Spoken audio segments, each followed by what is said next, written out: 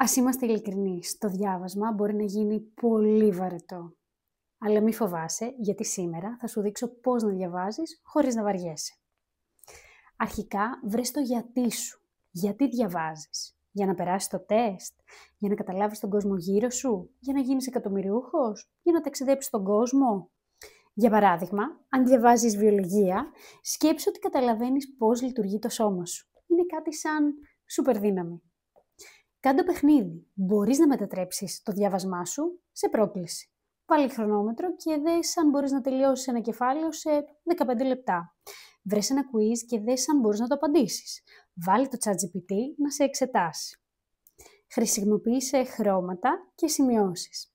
Το διάβασμα γενικά γίνεται πολύ πιο εύκολο όταν βλέπεις χρώματα και εικόνες και μπορείς να συνδυάζεις κάθε χρώμα με μια συγκεκριμένη λεξούλα. Για παράδειγμα, χρησιμοποίησε μαρκαδόρους για να υπογραμμίσεις πολύ βασικά σημεία και προσπάθησε σε κάθε παραγραφούλα να γράφεις μια μικρή περίληψη που εσένα θα σε βοηθάει να θυμάσαι αυτό που πρέπει. Φτιάξε χρωματιστά διαγράμματα, κάνε σκίτσα, γενικά κάνε ό,τι σε βοηθάει στο να μπορείς να απομνημονεύεις καλύτερα αυτά που διαβάζεις. Μπορείς επίσης να διαβάσεις σε ενδιαφέροντα μέρη. Ποιος είπε ότι πρέπει να διαβάζεις μόνο στο γραφείο? Μπορείς να πας μια βόλτα στο πάρκο μαζί με τα βιβλία σου, μπορείς να πας μια βόλτα στο αγαπημένο σου καφέ ή μπορείς να διαβάσεις ακόμα και ξαπλωμένο στο πάτωμα. Δοκίμασε να διαβάσεις όρθιος ή και να περπατάς και αυτό σίγουρα θα σε βοηθήσει. Μπορείς ακόμα να διαβάσεις με τους φίλους σου. Το διάβασμα γίνεται πολύ διασκεδαστικό όταν έχεις παρέα. Δοκίμασε να διαβάσεις με ένα φίλο σου αντί να πάτε για καφέ και να εξηγήσετε ο ένας τον άλλο τα πιο δύσκολα σημεία. Σίγουρα κάποιος είναι καλύτερος σε κάτι άλλο. Οπότε ανταλλάξτε ρόλους. Παίξτε ένα quiz battle για να δείτε ποιος ξέρει περισσότερα και γράψτε μαζί σημειώσεις σαν μια μικρή ομάδα ερευνητών. Χρησιμοποίησε τη μαγική δύναμη του ήχου.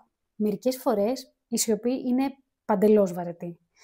Μπορείς να βάλεις ήρεμη μουσική, κλασική μουσική, ήχους της φύσης, μπορείς να διαβάσεις δυνατά, μπορείς να ακούσεις σε podcast, για παράδειγμα τη βιολογία την οποία μόλις αναφέραμε, να την ακούς στα αυτιά σου, σαν audiobook, και αυτό να σε βοηθάει εσένα καλύτερα στο να θυμάσαι τι διαβάζεις.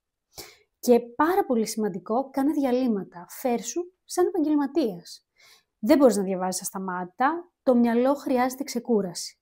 Μπορείς να χρησιμοποιήσεις μια τεχνική που ονομάζεται Pomodoro και ουσιαστικά 25 λεπτά να διαβάζεις, 5 λεπτά να κάνεις διάλειμμα. Να σηκώνεσαι, να τεντώνεσαι, να κάνεις λίγο χορό, να κάνεις λίγο push-ups, μπορείς να τρως ένα snack ή να πιεις λίγο νερό, γιατί σίγουρα το μυαλό σου μετά θα λειτουργεί πολύ καλύτερα. Τώρα λοιπόν, ξέρεις πώς να διαβάζεις χωρίς να βαριέσαι. Γράψε μας λοιπόν στα σχόλια ποια τεχνική θα δοκιμάσεις πρώτη. Και θυμήσου, το διάβασμα δεν είναι αγκαρία, είναι το κλειδί που θα σε βοηθήσει να πετύχεις όσα ονειρεύεσαι. Καλή συνέχεια!